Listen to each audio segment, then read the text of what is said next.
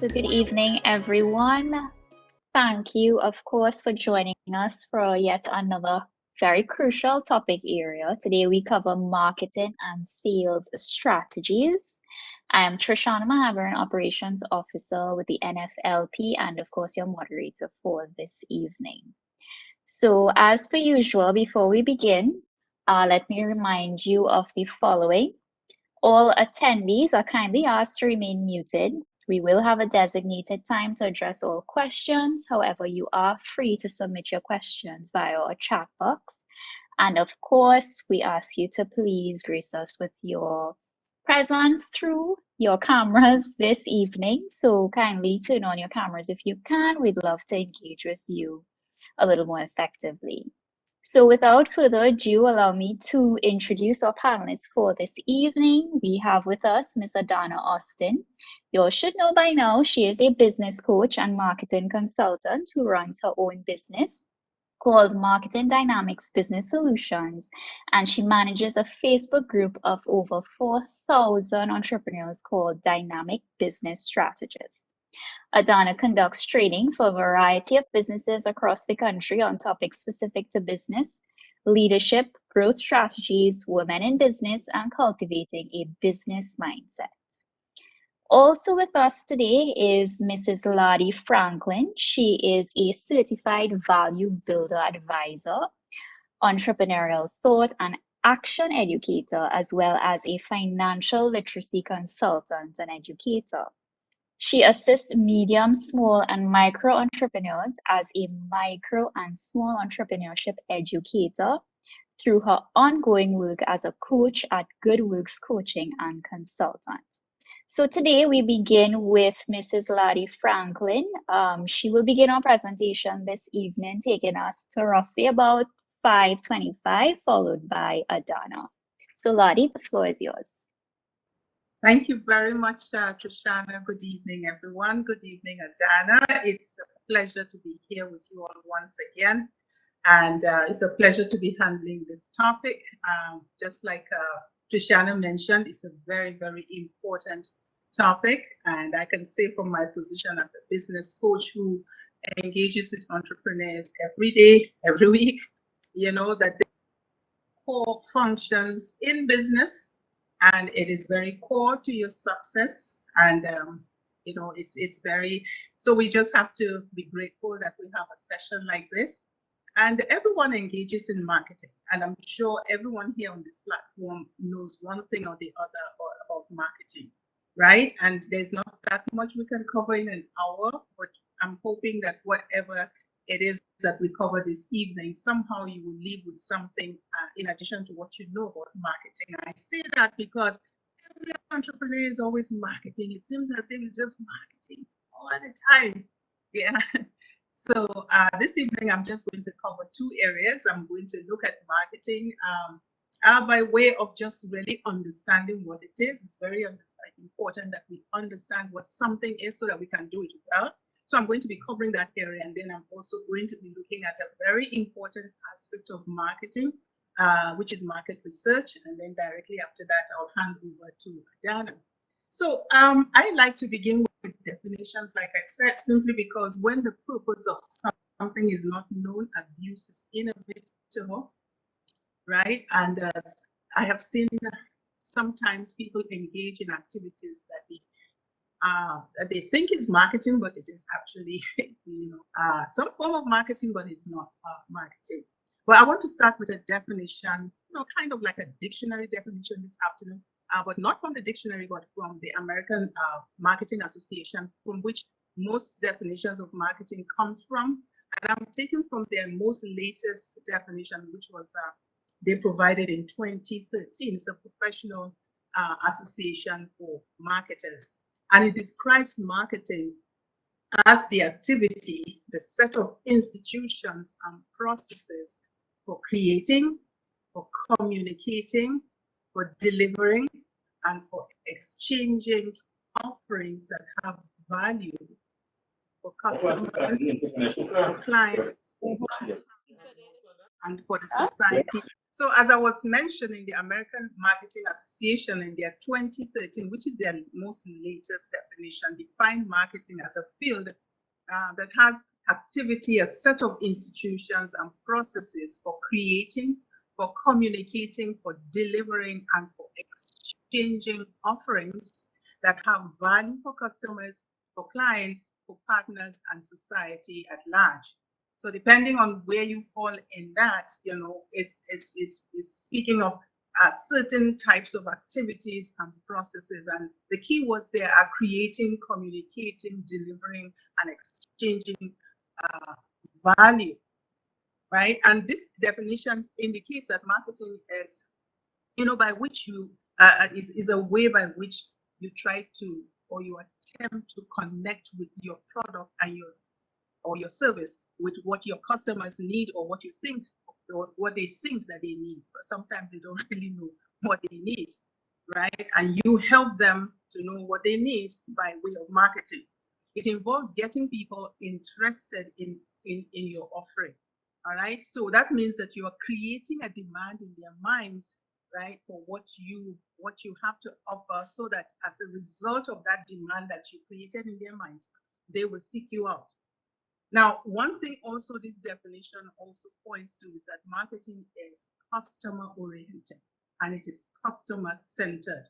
And this is where I begin to I begin to just indicates that sometimes we practice marketing, what we think is marketing, but it is not, right? So marketing primarily, it is focused on the customer.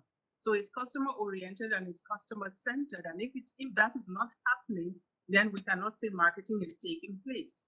Another thing the definition also indicates that it's an exchange. Now, what kind of exchange takes place? What kind of exchange does marketing involve? You want to think about it like a kind of balance between value and money. So there's an exchange of value for money. All right. And so therefore,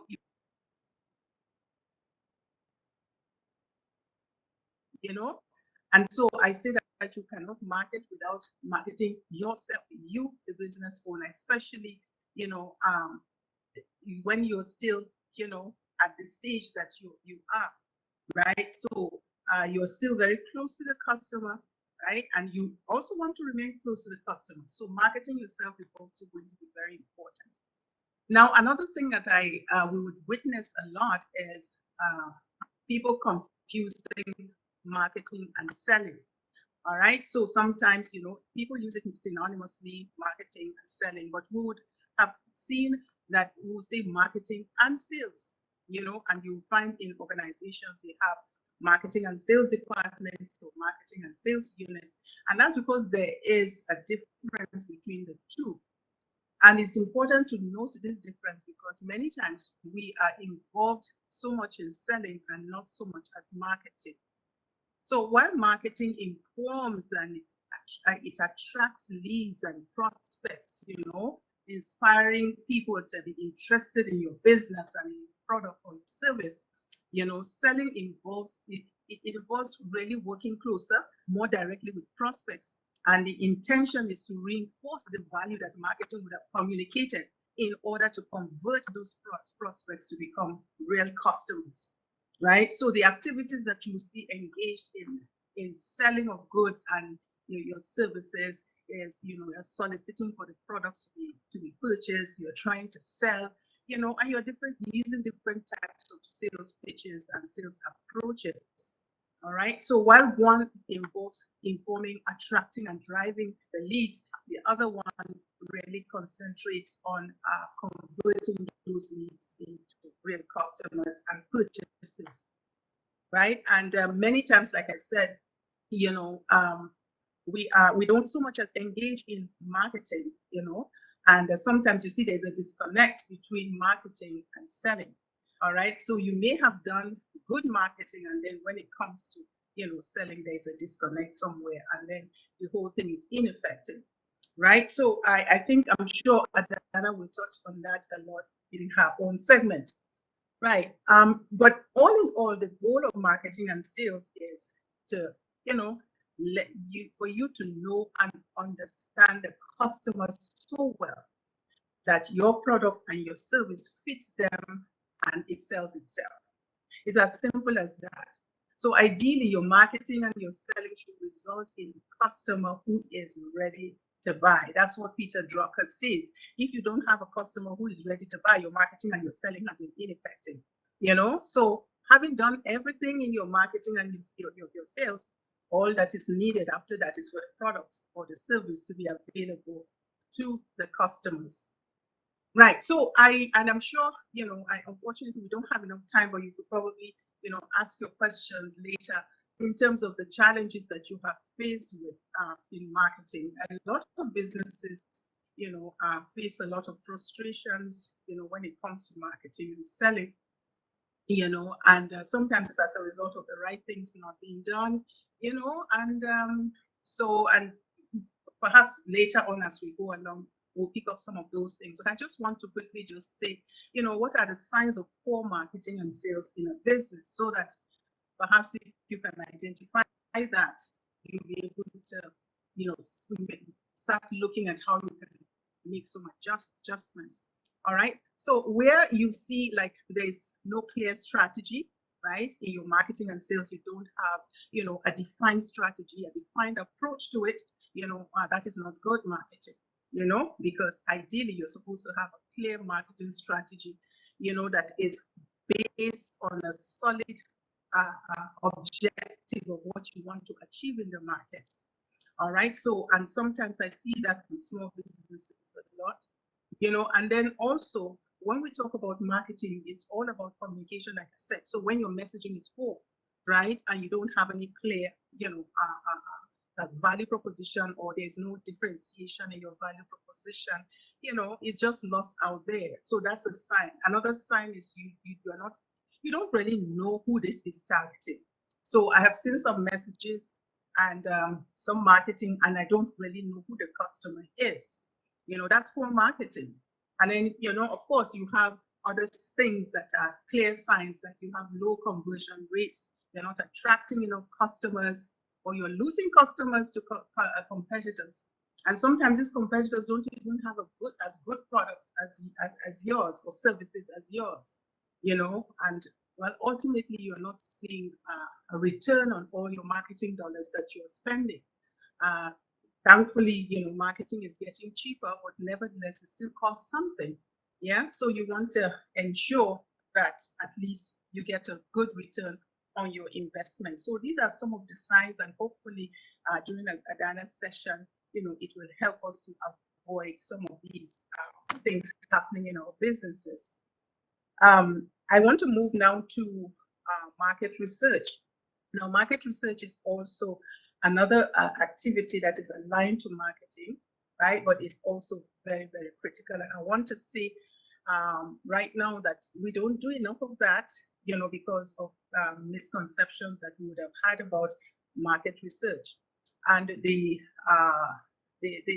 typical thing is that many of us start a business without adequate research, and some of us just wing it. We just start, and while we could get away with things like that, it can be very risky to continue to operate without market research. So by way of definition, what is market research? It's a process of gathering information about your market within the industry that you operate. And the whole idea of gathering that information is you want to determine and be sure that your business is viable and you're going to be successful with your products and your services in the market that you're going into, or that you are operating into or in already. All right. So just taking that definition alone, it tells you that marketing is a very, very important, market research is a very important activity. It's not optional, it's not an add-on, it's not something that you could just do, in a very unintentional manner. It's a necessity, right? So, and every small business that intends to be successful must always be engaged in market research. And as you can see from how I'm speaking, market research is not something that you do, before you start a business or because you're about to start a business. It's an ongoing activity and at various stages of your business, right from the pre-launch time when you're researching your business idea to well beyond that. You will always be doing market research. If you want to be successful, you really and truly you have to engage in continuous research. So all in all, market research for me just encapsulates two words: due diligence. You want business is already very, very uncertain. All right. So you want to reduce the uncertainty by at least engaging in some due diligence. Right. So and what are the advantages if you do market research? Definitely you are reducing your risk and the cost associated with if you do not research. I have seen a lot of money and funds being lost as a result of poor market research. Poor market research could lead you to not just know your target audience and you're selling to the wrong market and all of that money going down the drain. And market research also provides an insight to a variety of things. I want to say a lot of things that could really impact on your bottom line and your profits. All right. So you're really, for instance, understanding your customers better. That's what market research does for you. So you are able to, especially in these days and times of COVID, we have seen a need for that a lot. To really don't misunderstand the customer, because customer things needs have changed, and they have become very fluid. Priorities have changed, spending patterns have changed, and if you are myopic about that and ignorant about that, your business would struggle. And we saw a lot of businesses struggling because they just were not, open to seeing what was happening in the environment, and they were just expecting to do business as usual. So market research will definitely help to improve your business. Through market research, you'll be able to keep up with trends that are out there in the market. You'll be able to find new opportunities, and you'll be able to gain a new insights as to how to improve the quality of your products and your service. Part of market research is getting feedback from your customers and from those who are using your types of products in the market. That's customer research. And based on what the feedback tells you, you use it to tweak your products and your services. Okay. And so ultimately it helps you to make better decisions for your business. And most importantly, it helps you to maintain that competitive edge. When you have the facts that you draw from market research, it reduces the ambiguity of things and it gives you a fact-based foundation from which you can create a sound business strategy for your business. So, and I would say another advantage of market research is that your competitors are engaging in market research, so you cannot afford to not engage in it, right? I have seen many entrepreneurs, get to this point of indecision. They don't really know what to do, and they don't act when they should act. And I believe that sometimes also the fear of risk, but when you research, sometimes we make assumptions that, oh, this will not work, this will not work. But how do you know you've not, engaged in market research? And some people, I've seen them, encounter some pleasant surprises because, they eventually, decide to research. And we just want to see that market research of research. I would just want to end with the key areas that you want to avoid poor customer insight, because this is a direct cause of failure for many businesses. So I don't think you can do you can overdo market research where your customers are concerned. You want to know you can't even make the assumption that your customers today are your customers tomorrow. And you can't make assumptions either that the value of your product or how important it is, what it does for them, the main problem is solving for them. You have to keep on trying to know those things. And what are these customers like? The demographics, the psychographics, and all the rest of them. There are a lot of market research tools online for you to be able to pick on one of those and just work on your business. You also want to research the context in which your business is operating. I see so many of us operating as if we're an island unto ourselves. your business operates within a context. There's a business environment you are in, and what is going on in your business environment, what is going on in your sector. There are things that could be positive, there are things that could be negative, there are things that could affect your business. There are new developments coming up that could also affect your business. You want to research into that. You also want to definitely research into your competitors, your direct competitors, as well as other businesses that your customers can choose to spend the dollars they would have spent in your business. You need to understand all those. And what are you looking for in that research? You are looking at how strong your competitors are. You want to look at even their mistakes and their weaknesses so that you can see how you can fill in the gaps and make yourself competitive. You also want to look at collaborators, those who can help you, right? And so there's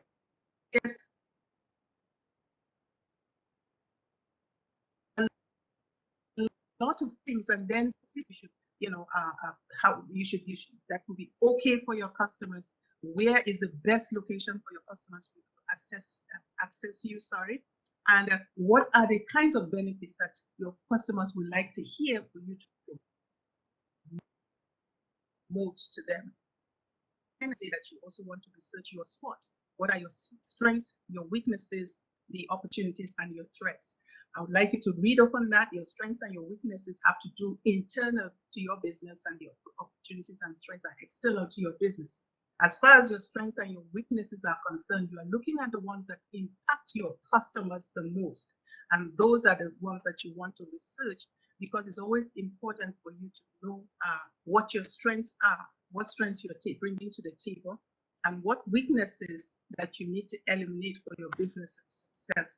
The opportunities that are out there that you can harness for your business, and the threats that could hinder the success of your business. All right. So in conclusion, I would like to say that, you don't need lots of money in marketing to make an impact. Thankfully, marketing has gotten cheaper and cheaper. Perhaps Adana was going to talk about that. And there are many new and small businesses that are storming the marketplace, on a shoestring marketing budget, and they're being extremely successful. They have no billboards, they have no TV or radio campaigns, no big budget, no adverts in magazines and newspapers, and yet they're doing very well. So they're just, and what are they doing? And Adana is probably going to mention those things: innovative social media, personal selling, word of mouth marketing, very great for small business. All of these can help you to overcome challenges. All right. So without, I hope I am doing good with time.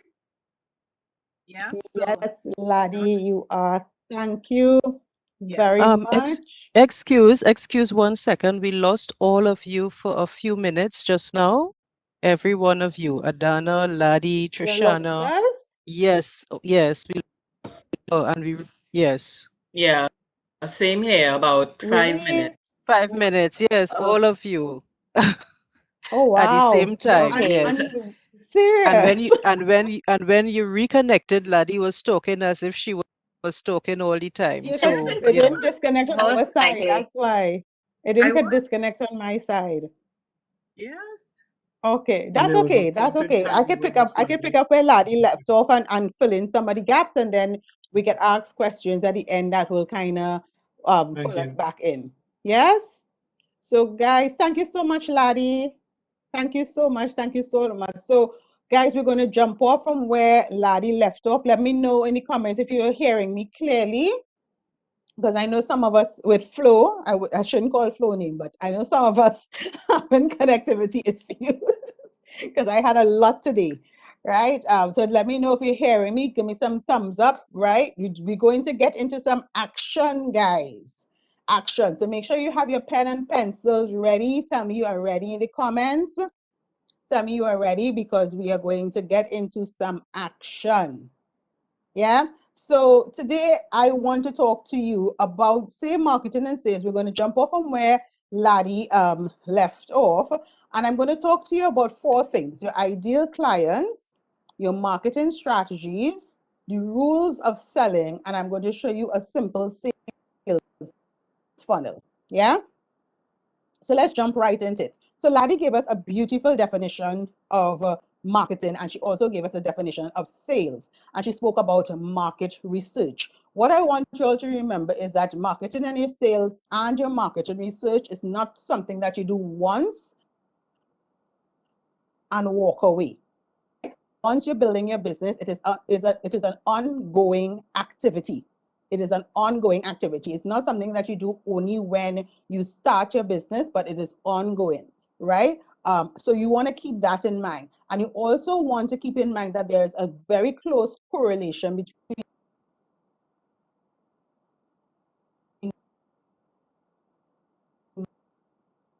marketing and sales. Supports your sales. And let me just put it out there one time.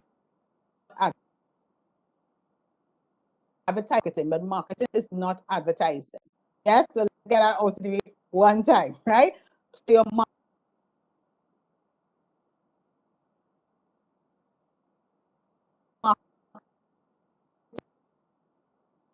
marketing supports your sales. Marketing is, who's married in the audience? Tell me who's married. Give me a thumbs up if you're married. Give me a thumbs up if you're married. Your marketing, thumbs up if you're married. Let's see thumbs up if you're married. Your marketing was when you're dating. Your marketing was when you're dating. The sales is when you get married and you sign the contract to be with this person. That is what it is. That's as simple as it gets. The marketing is your dating, where you get to know this person, you're building like and trust, you're spending time, you're asking questions, you're learning, you're trying out new things, trying out new adventures. I think that is what marketing is, building your relationship. Sales, walk down the aisle, I do, sign that document saying I am yours and you are mine. That is your sale. Understood? That's the easiest way, right? So for those of you who are married, you all have passed the marketing stage. You're now a total sales, right? But those of us still, we are in marketing stage. Yeah. So let's talk about the hierarchy. Right. That distinction before. You're trying to sell to a specific niche of people, right? And the more specific you can get in your niche, the easier it would be for you to build that relationship. So even if you be selling food, you're not selling food to everybody. So let's say, for example, you sell seafood. You're not selling seafood to everybody because there are people who are allergic to seafood. There are people who don't like seafood. There are certain people who don't like certain types of seafood.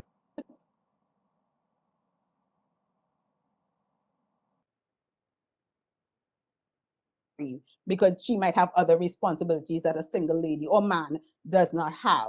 Same question, do they have kids? Somebody who has kids and who does not have kids, priorities are different. So their disposable income is going to be different. And that's why that question is important. Where do they live and where do they work? Because in the Trinidad context, at least, somebody who works in the private sector tends to get a higher salary than somebody who works in the public sector, right? And that can give you a sense of their disposable income as well. Where do they live? Do they live on the East-West corridor? Do your audience live in central Trinidad? Do they live in Tobago? Do they live in a particular part of central Trinidad? Do they live in a particular part of East Trinidad? Right? Those questions are important. And many times when I'm asking people to create their ideal client avatars, they tell me that's not important, but they are, because it determines exactly who you sell to, right? You also want to ask yourself, where are my clients, both online and offline, right? So online, we know which social media platforms they're on, which websites they're looking at, and that kind of thing. If they watch the Shade Room, right? If they're on TikTok, if they're on Twitter, whatever. And when you say offline, you're asking yourself, which TV stations do they listen to? Or what radio stations do they listen to? Which news do they watch? Which newspaper do they read? Which magazines do they read? The reason you want to know that is so that you will know where to show up, right? Because your marketing is about where you show up, right? And then the final things you want to ask yourself is, what are the challenges that they are experiencing? The specific challenges that they are experiencing. And then how can I help them solve that challenge? Can you tell me in the comments, what is the challenge your audience is experiencing right now? Tell me in the comments really quickly, what is the challenge do you think? And you could have more than one challenge, and most times they have more than one challenge. What are the challenges you think your audience is experiencing? I'm seeing financial. What else? Tell me in the comments. What are some of the challenges you think your audience is experiencing? Dry skin, yeah, good. Sensitive skin, good, Rochelle. What are some other challenges? You want to make sure that you are very, very clear, job security, because once you are clear about those challenges, when you're doing your marketing, you are going to speak directly about the challenges that they are experiencing and how whatever you are offering them can help them solve that challenge. Health concerns, yes, good, good, good. So guys, you have to know that, right? Affordability, good. So let's talk about your marketing strategies. Two things I want to make very clear about your marketing, as I said, is about building a relationship. Marketing works if it is consistent. You have to be consistent.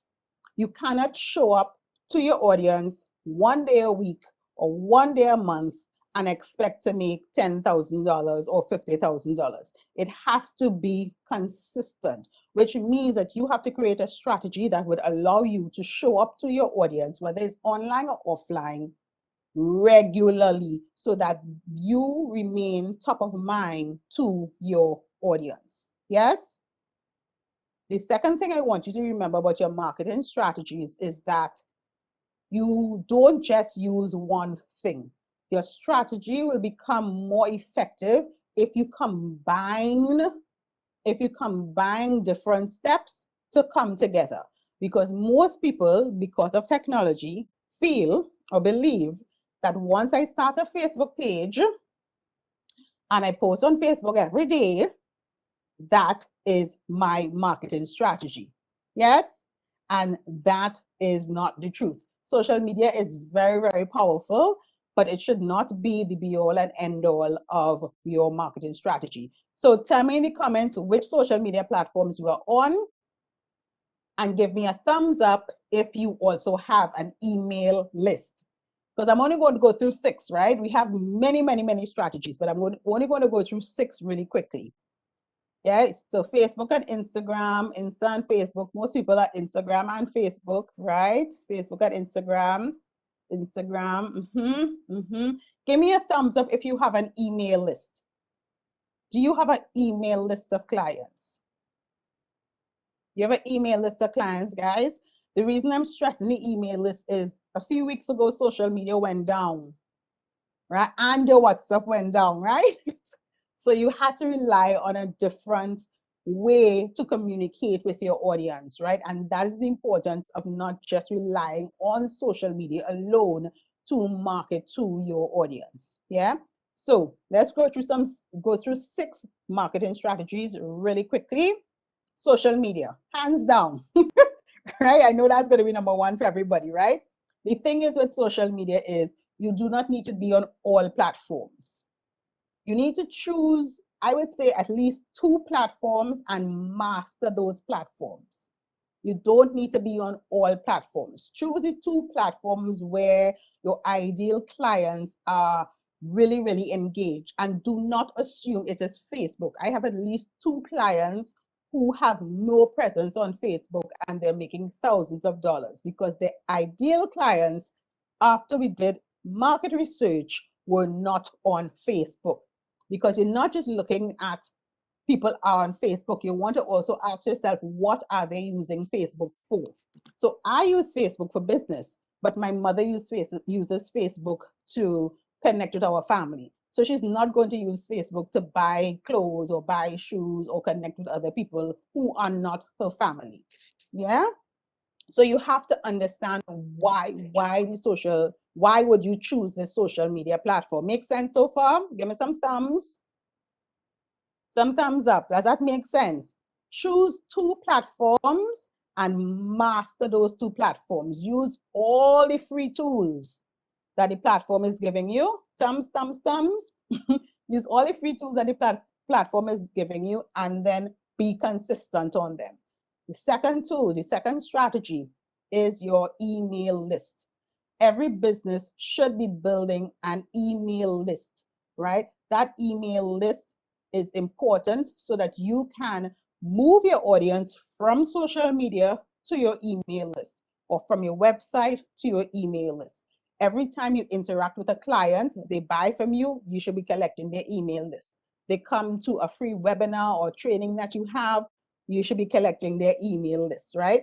And the reason you want to collect that email list is so that after that first interaction with you, you can continue sharing value and building the relationship, right?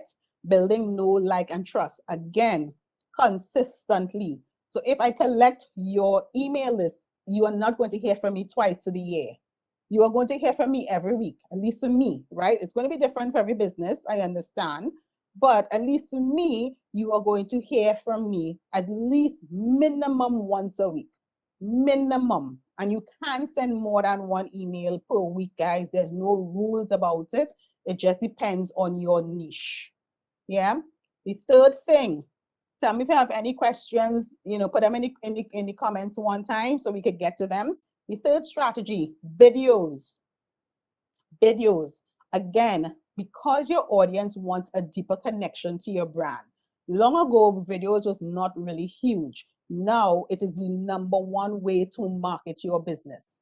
Whether you're on Instagram and using reels, stories, webinars, you're going live, there's a reason that these tools on social media are free, because they understand how powerful video is for your business. How many of you are using videos? How many of you are using videos? I do a video every single day, and the videos don't have to be long.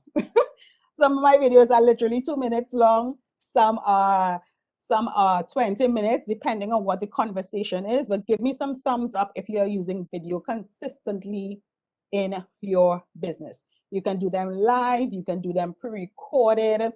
The point is, you would see a drastic change in your engagement and followers if you start to do videos, and a change in your sales as well, because a video is a great way to put a face to a name, right? Blogging.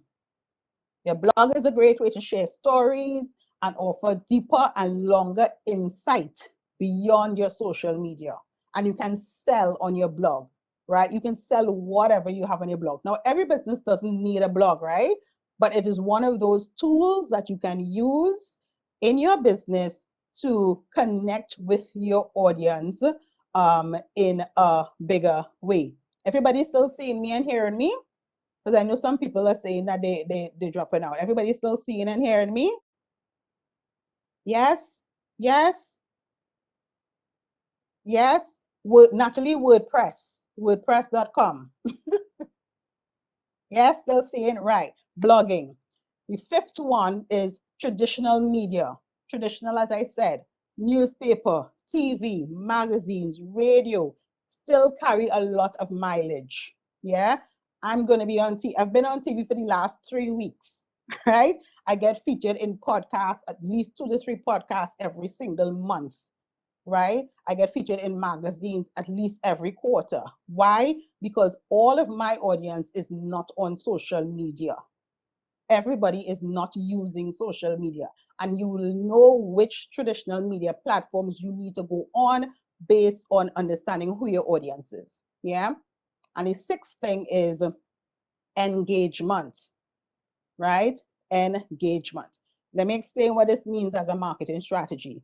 It means a lot of times when you launch your business, you are focused on, let me put out content, let me put out content, let me put out content, which is fine. However, part of your marketing, again, as we said, is building know, like, and trust. How do you build trust? If you're dating somebody, don't you have to have a conversation with them? So the same way, you have to have conversations with your audience. It is not about you, it is about them. So you want to engage your audience by asking questions, answering questions, and building those relationships. I engage with at least 20 different persons per day on social media. And I break it up. I don't do 20 one time. So I do 5 in the morning, 5 lunchtime, then 5 maybe around 5, 6 o'clock that time. And then if I'm online like 9 o'clock or something, I would engage with 5 more people, because that engagement goes a long way, right? Just answering questions, celebrating with them, you know, just building that human connection, because that is what marketing is, right? You market by using content. When I say content, I mean the words that you use, right? And the content has to inspire, motivate, and educate your audience. It inspires, motivates, and educates your audience. Yeah. The content that you share on your social media, in your emails, in your videos, in your blogs, as you engage, it can be stories. What is a story? A story is about anything that you want it to be once it's related to your business. So a story could be why you started this business, a big win that you had, a big lesson that you learned. Again, these stories help to build know, like, and trust, right? You want to give people the story behind the brand. Remember, we spoke about brand last week, right? The story behind the brand. You can ask your audience questions, what they like or what they dislike. I like to call them engagement questions. That's how I get to know my audience more. You want to share testimonials, right? Every time somebody buys from you, you want to ask them to leave a review or a testimonial. Think about when you go to buy on Amazon. What do you first thing that you do? You're going to look at the testimonials, right? You're going to look at the reviews. And that is a big part of your decision making. So it's the same thing for other people. It works the same way. It's the psychology of selling, the psychology of marketing, right? So your testimonials is good content. I share a new testimonial every Tuesday with my audience via email and on my social media platforms. Yes. Videos, come back to videos. That is content that you should be sharing consistently. Your videos need to answer questions. Think about the 5 most frequently asked questions that your audience asks and answer them via video, right? And then posters and memes and those kind of normal things. So what I would tell you as I wrap up marketing and jump into selling really quickly is, if you have an offer, think about 20 uses for the offer. Write it down. Write it down. Don't keep it in your head. Write it down. And then share those 20 uses over 20 days with your audience. And then at the end of it, ask them to buy from you every time you share differently. So if you can think about 20 ways that you can educate your audience, right? 20 ways they could use your cream, 20 ways they could use your sauce, 20 ways they could dress up this particular outfit, 20 ways to tie your shoes, 20 ways to create marketing, right? Think about that, and every day educate them about a different way. And at the end of it, you ask them for the sale. Make sense so far? Give me some thumbs, because we're going to jump into selling now. And I want to show you the connection between marketing and selling. Does it make sense? Does that marketing make sense, guys? Making sense? Thumbs up, thumbs up. I need to know if it's making sense to you. Thumbs up. Let me see some thumbs all over my screen. Right. So let me just give you 6 quick rules of selling, right? You sell by building trust. This is your marketing. If people don't know you exist, they will not buy. If you do not ask them to buy, they will not buy. If they do not trust you, they will not buy, right? So that's how your marketing supports your selling, because your marketing helps you to build that trust, right? So that you can ask for the sale. You sell by educating your audience and giving them a solution, not just on your social media, in your emails, in your videos, and your blog, right? You sell, you don't just create a pretty image in Canva and then say, buy from me, buy from me, buy from me. You sell by educating them, and you have to assume that they know nothing. Always assume they know nothing. Educate them and then offer them a solution, right? You sell by making it easy for them to buy. Guys, let us please move away from DM me for price. Please, please, please, as we go into 2022, let's please move away from DM me for the price, right? Make it easy for people to buy from you. You offer them something of value, you educate them, and you want them to buy this thing, tell them, click on the link to buy. Send me a DM to buy or whatever, but please give them the information up front so that they can make an informed decision and buy. Yeah, so make it easy. Don't make your audience jump through hoops. So you want to have a call to action, whether it's email me, send me a DM, click on the link, reply to this email, whatever it is. So make it easy. You want to sell by showing them how your solution, whatever you're offering, will make their lives easier, better, or more exciting. That's why when you see people like selling like makeup and thing, right, online, they will show you the palettes, but they also show you how to apply the makeup. Right? So yes, they show you the palettes and the different colors. They show you on different skin tones and that kind of thing. But they also show you how to apply the makeup and how to use the products.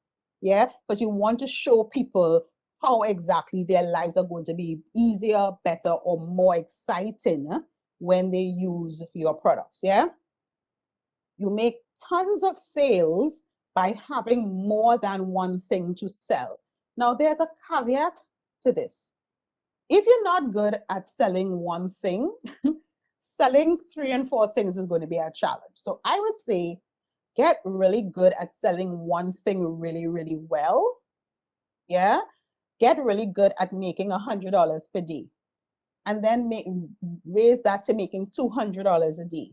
Get that to $500 a day. Get that to $1,000 a day. Because if you're not great at selling one thing, when you reach that stage of having to sell multiple things or upsell or cross-sell, you are going to find yourself a little challenged, right? So get really great at selling that one thing by being consistent, showing value, and asking for the sale every single day. And once somebody buys from you, the last rule of selling is that 80% of your sales are going to come from repeat clients. How many of you have repeat clients?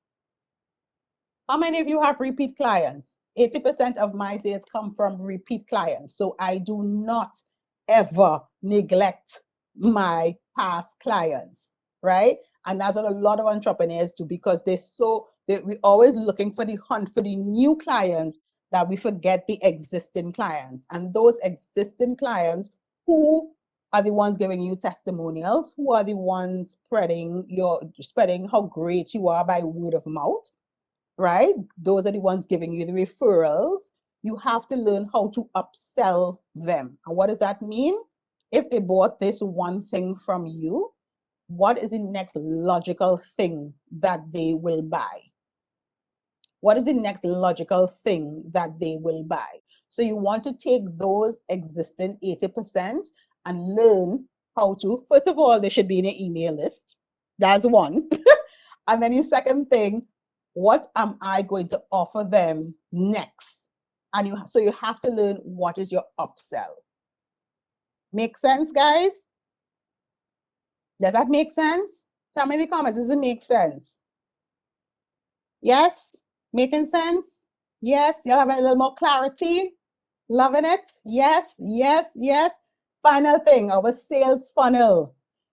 Have you ever heard about a sales funnel? Tell me in the comments, have you ever heard about a sales funnel? I'm seeing a lot of no's. No, no, no. Whoa. Okay. So in a business, everybody usually has a sales funnel. Call it by different names, right? But the technical business name is a sales funnel. A sales funnel is the journey you carry your audience through of getting to know, like, and trust you. So let's think visually. What does a funnel look like? A funnel looks like this, right? A funnel looks like this, yeah? And usually we get people in, a whole bunch of people in at the top of our funnel where we give a discount or a sale or a opt-in, a free something like that. And they come into your funnel. And as the funnel goes down, it gets smaller and smaller because people fall out your funnel, and that's fine. That's fine. The challenge that a lot of entrepreneurs have is that they only focus on the top of the funnel, which is the getting of new people. And while that is important, they tend to neglect the people who are in the middle of the funnel, because those people in the middle are your repeat clients. Those people that come down to the end of your funnel are the people who are going to buy your high-end products, your high-ticket items, or your bundles. Does that make sense? So every business has to have a funnel. And throughout the funnel, you are going to be offering your audience multiple things. So they may have started in your funnel because they got something free, right? So they came in your funnel, they got something free, they got added to your email list. From the email list, you started to give them valuable information, and then you upsell them to something else that you have. You continue to give them valuable information, and then you upsell them. And all the time they are working through your funnel.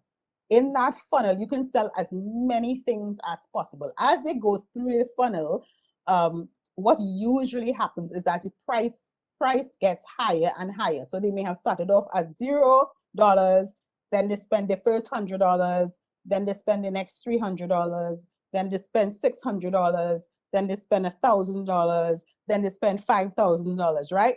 That is what the funnel looks like. So a simple funnel, I'll give you the funnel that I use to build my Facebook group, which is called Dynamic Business Strategist, right? So when I first started my Facebook group in 2016, the beginning of 2016, what I did videos on my business page, which is called Marketing Dynamics Business Solutions. I did videos on my business page every day.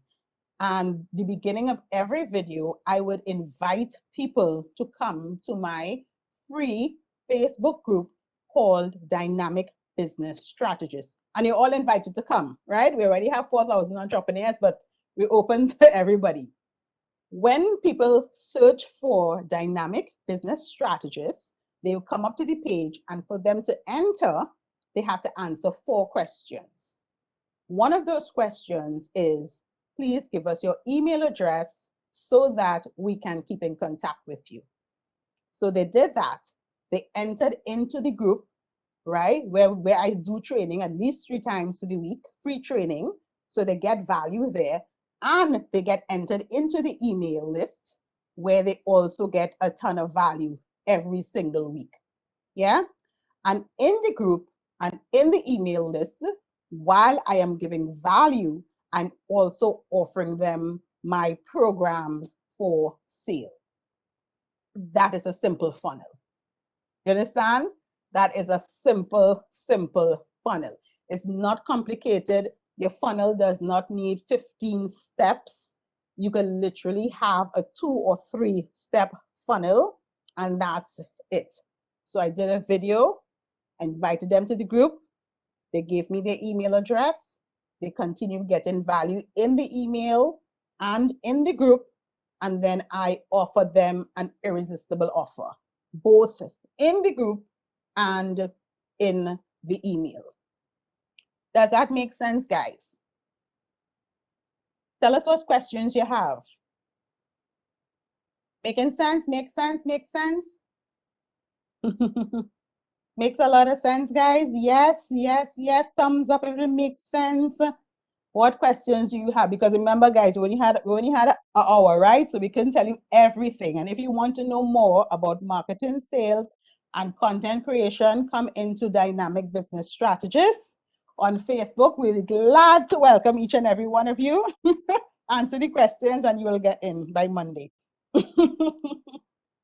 So Adana, it seems as though blogging was I didn't see the question. famous one.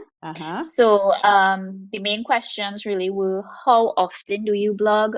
How do you start blogging? And what platforms can you use to start blogging? I use and I would suggest that you use WordPress. If you plan to monetize your blog, you would want to use wordpress.org if you plan to monetize it. If you plan for your blog to just be a blog of information, then you can use wordpress.com. And I blog at least once a week, right? I blog at least once a week. My blog comes out every Monday. And I blog about the topics that I teach, right? And in my blog, I also invite people to my group. I sell my digital products. I sell my programs in my blog as well, because I'm sharing information and then I'm asking them, I'm upselling them. So after you get this free information in the blog, then this is the next step for you, and that is the upsell. Hope that answers your question. Dynamic Business Strategists is the name of the Facebook group, not solutions.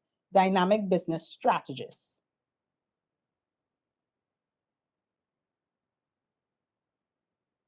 Well, the pricing, Joseph, it depends on what you're doing. If you are creating something that is custom to your audience, then I can understand that you mightn't have an exact price, but you should be able to at least say, well, this ranges between $150 and $300. You understand what I'm saying? You don't want, and I've seen a lot of businesses lose money that way. You don't want your audience to have to jump through hoops in order to buy from you, because people buy. There's a psychology of selling and a psychology of buying. People buy on impulse, so they want to buy quickly. And if I have to jump through, if I have to go through 5 different things to get what I want from you, then a lot of people are turned off by that. Life is happening. I'm going to get distracted. I might start answering your questions and just never come back.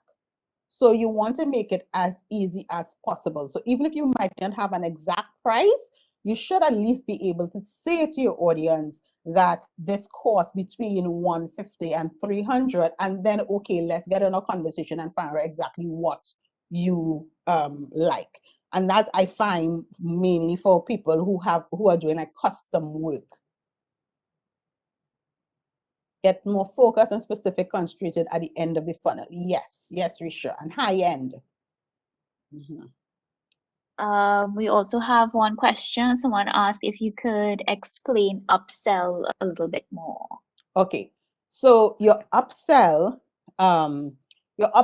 is the next logical thing. So let me give you an example. I'm using myself as an example.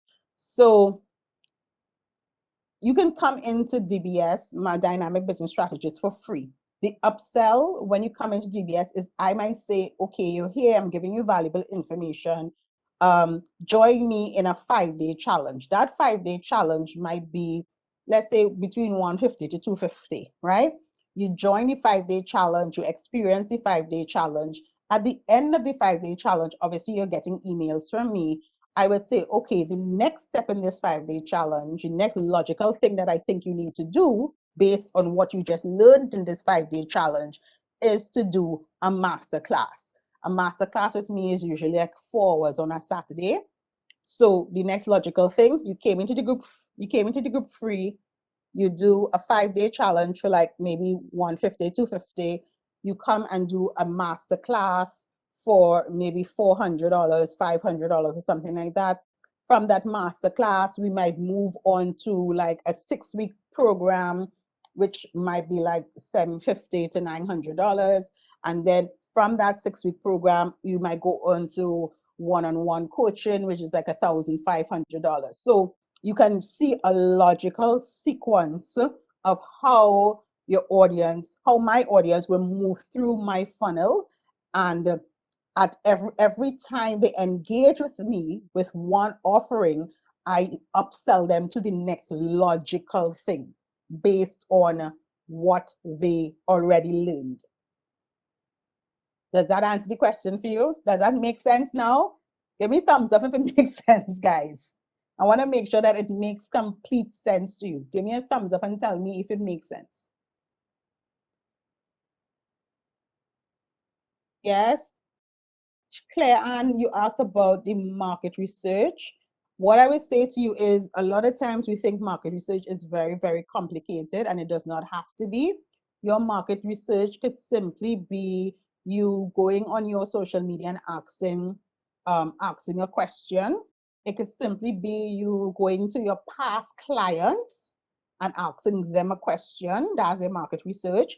Your market research also entails you looking at your insights and your analytics on your social media to figure out days, time, who's visiting my page, you know, what I put out, whichever thing that I put out, what got the most traction.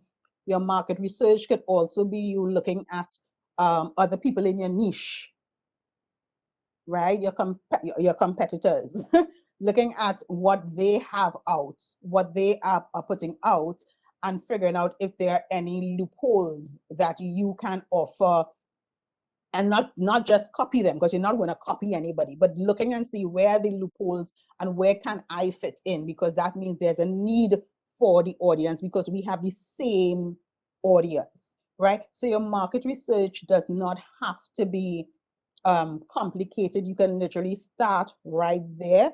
If you have never done it, I would say go and ask your past clients, your past 5 clients, some very key questions. So you want to ask them questions like, how did you hear about me?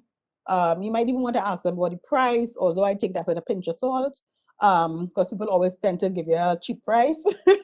You want to ask them things like, besides where they heard from you, any feedback on whatever they bought from you, you know, how you can make it better, you can make it, you know, what extra you could add on to it. So just start off with who is in front of you first, and then you will start to get the gist of it. Any other questions? Just an Go ahead. addition there. Mm-hmm. Yeah, you could also do market research with your current clients as well. Mm-hmm. As a matter of fact, I do know of someone, an entrepreneur who recently, they have 3 versions of their products out in the market today, and that came out of market research of their current clients. Mm-hmm. And they use a very simple survey instrument at the Google Survey Monkey or one of them. And that was just on WhatsApp, and they got Yeah. got tons of responses. Yeah. And Yeah. it informed the type of flavors that they now have on the shelves Yes. today, right? You could also use the survey monkey, like Adana said. Mhm. Those are very One powerful of the other things you can do is do what they call beta testing. Have you ever heard about beta testing? Where before you launch it out to everybody, you ask a small group of people to test it out and give you feedback. Yeah, almost like a focus group. Yeah. Yeah, almost like a focus group, right? So that could happen for food, that could happen for a service industry, that could happen from nearly anything. So you and it's a small group of people, so you're not looking for 50 people or anything. You're looking like 10 people or so, and you let them go through the program, you let them taste the product or whatever it is, and let them give you feedback. But you want to make sure that these people who are beta testing for you are your ideal clients. So it doesn't necessarily mean your mother, your brother, your cousin, your neighbor, if they are not the people who are actually going to buy the thing from you, right? So it has to be your ideal clients who are going to do the beta testing for you. Any other questions, guys? Was it good? I'm not seeing any further questions on the chat. So going once, going twice. Do we have any burning questions? Was it good? We want to know if it was good. Yes, Laddie let might want us to know if it was good. know. Let us know by a show of your virtual hands if you thought this was useful and you understand everything that was discussed today. Yes, wonderful. All right, guys, just a quick reminder, next week unfortunately, is our last session, our grand finale, commingling of funds. And joining us again will be the ladies of today, Adana and Ladi. So please be sure to tune in for our last session. We'll also really appreciate some feedback from you all as well. So thank you so much for joining us today. We look forward to seeing you next week. So be safe and enjoy the rest of your week, guys. Bye, guys. Bye, everyone.